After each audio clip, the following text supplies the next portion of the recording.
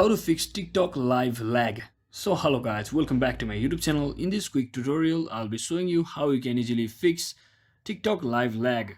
So first thing, just head over to your TikTok application and make sure you click on this profile icon at the bottom right corner and just tap on this three hamburger icon at the top right corner and then just click on settings and privacy.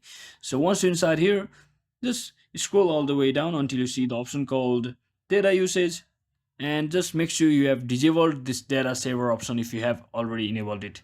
So it basically reduces your data consumption when using cellular data, and videos may be at a lower resolution or take longer to load, so this won't apply when you are on Wi-Fi. So once you do that, the second method, what you can do is just come back here and just click on report a problem over here, and once you tap on it, just click on this report option once again and click on report a live.